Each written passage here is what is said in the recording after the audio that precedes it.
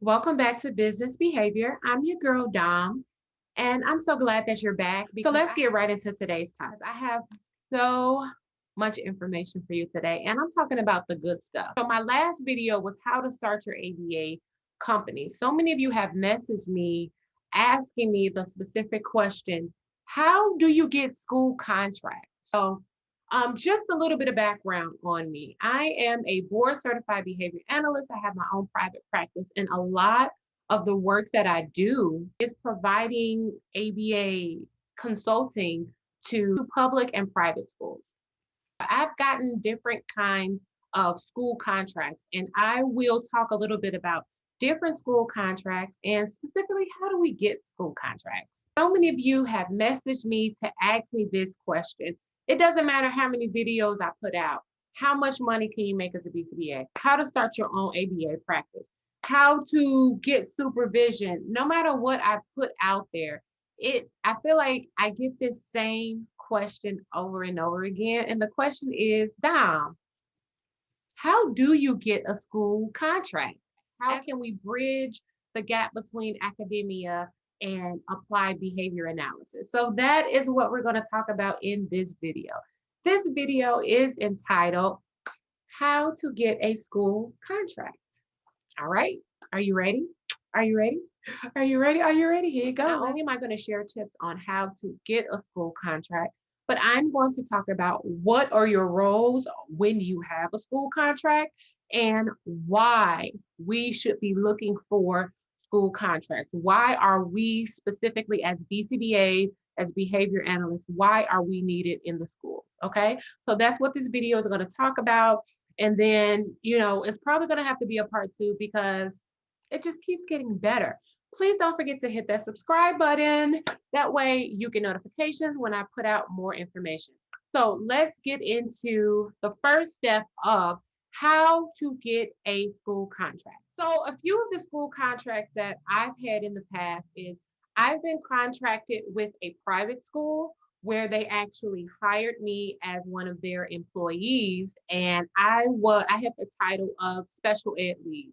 So my job there was to interpret the IEPs that are coming in and make recommendations based off of off of the student's IEP, and how can we transition them from their old school to their new school. I was also pulled in some classrooms, and I was used to help support the teachers with classroom management. Right. So that was a private school, and they hired me as an employee to provide consultation there. Another school contract that I've had was with a public school. And with a public school, I was an independent contractor. So they hired me and they hired my company just to provide services for a set amount of hours. You discuss the amount of hours with the school up front. Those are two different kinds of contracts. One, you are an employee, and because you're an employee, you may be responsible for taking their onboarding trainings, and you may be responsible for being there more of a full-time role versus being an independent contractor. Think of it as like a speech pathologist or an OT working at a school. They may come in 2 to 3 days a week. They may have an office there. They may consult with other schools in the district. The question is, how do we get those contracts? So the first thing that we need to address is public relations. Okay. In my opinion, there is more of a direct route that you can go in order to get clients or to get school contracts. And then there's more of an indirect route that you can go, right? But both of those are centered around building public relations. So I don't know if you know this, but the reason why ABA is not in a lot of our mainstream schools, private schools, public schools around the whole country or the world is because either people don't know about us or they do not like us, right? And that just comes from years and years of just being misrepresented or only thinking of like the old outdated literature or the old outdated procedures where ABA was only considered restrictive, or that's not the case anymore. So it is our job as behavior analysts to disseminate what we can do, to disseminate why we are here and what will happen when you implement evidence-based strategies to change certain socially significant behaviors in the environment. So people don't know this about us. So it is our job to build those relationships. And we want to do that organically, right? We're not just trying to come in and fake the funk and say, hey, I really care, hire me. No, I really need you to care. I really need you to care. In this field, we need social validity. We need society to also agree that we are essential and that we can make an impact. Without social validity, we cannot truly be impactful because we can have all the resources, all the science, all the articles, all the literature. But if nobody's hiring us, if nobody is seeking us out outside of our normal ABA structure or our normal clientele, are we really truly making a real impact? So, how do we do that? It is our job to increase media exposure.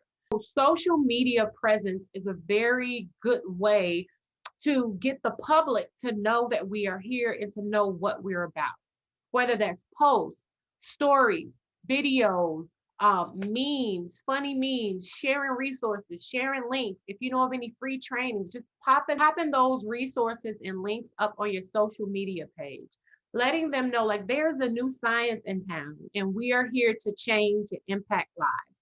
Even though we're not a new science, we are new to a lot of people. We have to normalize this conversation of behavior analysis. And a good way to do that is through social media. So personally, for me, I put it out there that I am an expert in behavior analysis in the Chicagoland area. Supporting him? Is anyone going in and analyzing the environment and saying, well, what can we do with his coursework? What can we do during transitions? What can we do during break times to help him if he's overstimulated? You know, it's so funny because everybody asks me, how did you get Jason where he is right now? And so if you were to go on my social media, although it's my personal social media, you will see that my online persona has everything to do with ABA, positive practices, positive parenting, acceptance, autism acceptance, vacationing, and coffee, because I like those as well. I put it out to the social media world that I am the expert in this area because, hey, hello, I do have my BCBA. I continue to put that out and I am saturating the internet with this information. It's a way of planting a seed. So now, whenever people hear the word autism, whenever they hear the word behavior change, classroom management, autism acceptance, professional development, the first person they're going to think of is me because I'm the closest one to them. I am their social media friend. They know me, they like me. And now they also know that I am an expert in this area. And even if you cannot physically help them because there's a conflict of interest or if there's a dual relationship, you have a community of other BCBAs, of other resources that you can guide them. So it is our job to disseminate the field of ABA. It is not our job to take on every single client. Okay. So the next thing you want to do is get involved in community events.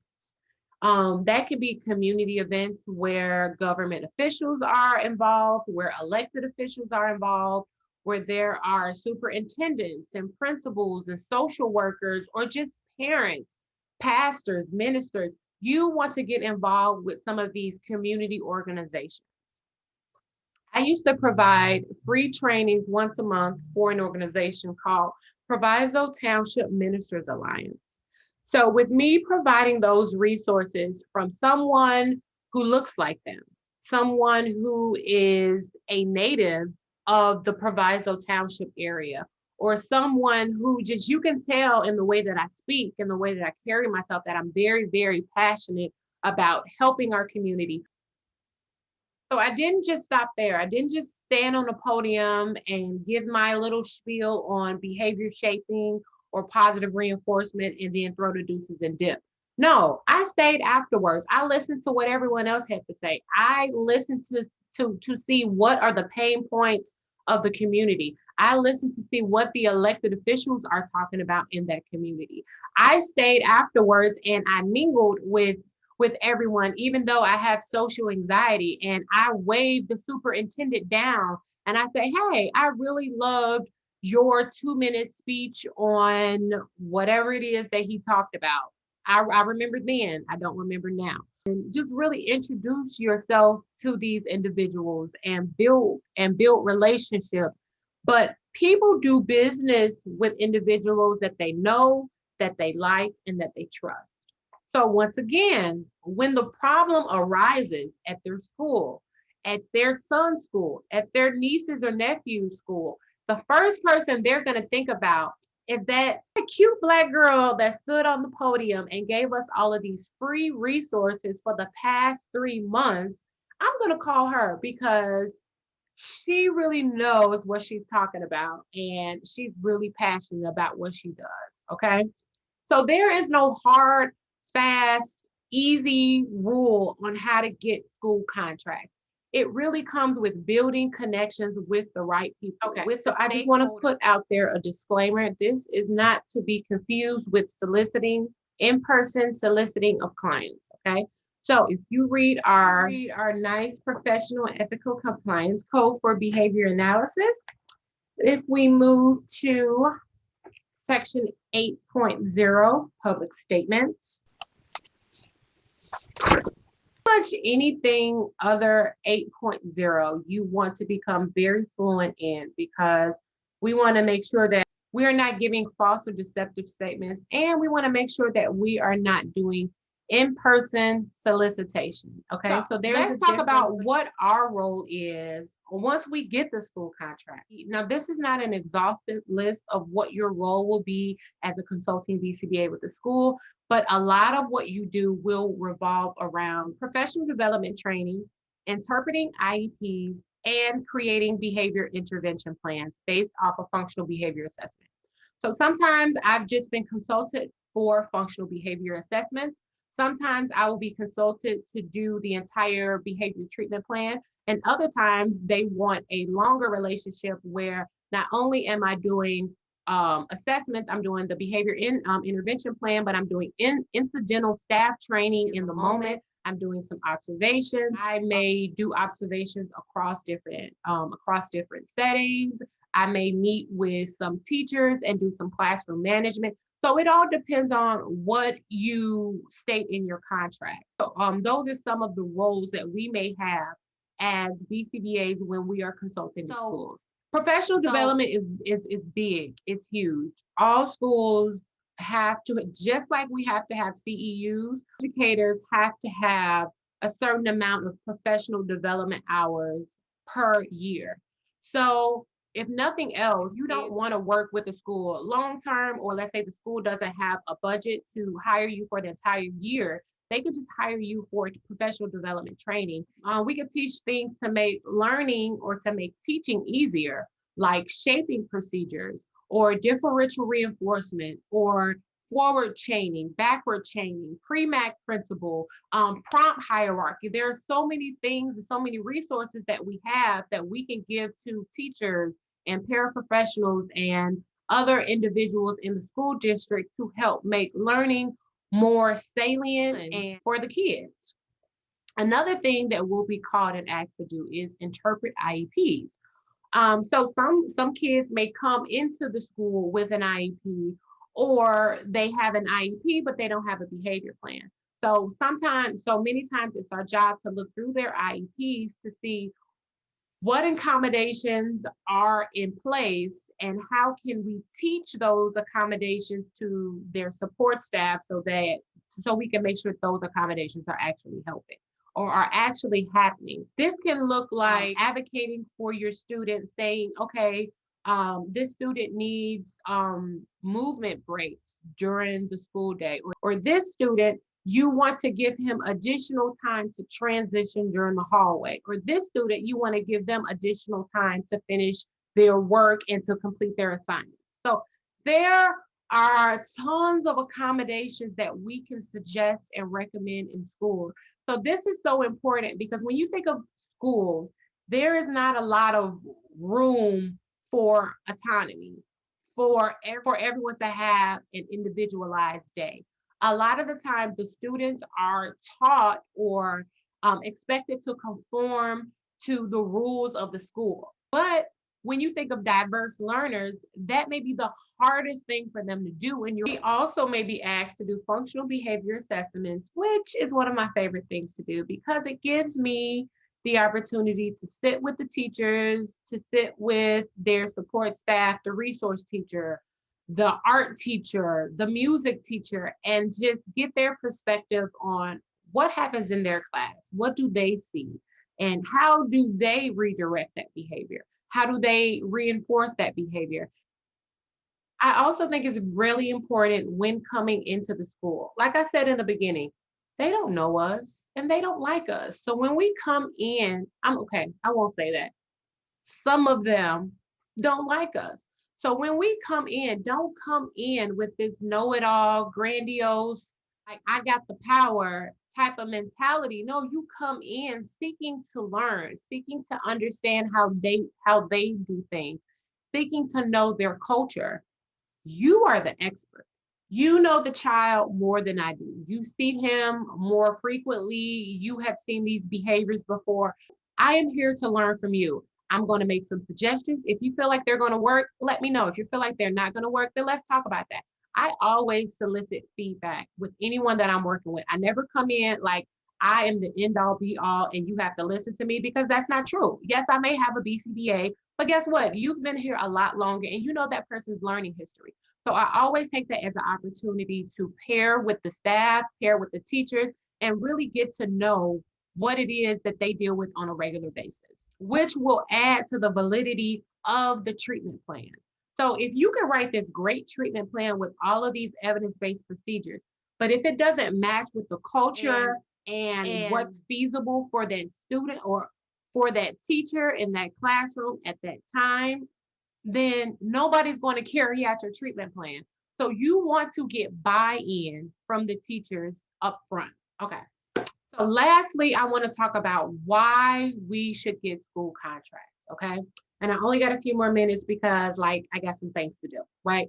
So one thing I will say, do not get a school contract if you just are looking for some money or looking for another way to get some income or are just curious about what's going on in the schools and why they don't like it. No, no, you want to get school contracts for the right reason. The reason I started seeking out school contracts is because honestly, I was getting burnt out doing in-home. I feel like I was making an impact in one family and that was it, right? When working with schools, now I get to come in contact with all of these kids, with all of these teachers, with paraprofessionals, with therapists and social workers, superintendents, principals, parents. I get to come in contact with so many people that I get to disseminate the science to. So I feel like I am pushing the field forward faster. School contracts aren't for everyone. If you can't see yourself being a teacher or working in the school, then don't go after a school contract. But if you can see yourself doing this work, I think this is a really great path for the field of ABA. Think about it. If now the teacher has these skills for the next set of students and the next year and the next year. And so now this teacher can now do shaper procedures with anybody she comes in contact with. This teacher knows how to do differential reinforcement for every diverse learner that she or he comes in contact with. So please comment below and let me know what else you want to know about how to get a school contract. Comment below if you want to know how to get a SILA contract or how to get a contract with the YMCA. Like this field, this science, ABA can be applied to any and all settings. So we need to start thinking outside of the box today. Please don't forget to hit that subscribe button. This way you get notified on when I upload new videos because we know it just keeps getting better. All right, until next time, bye.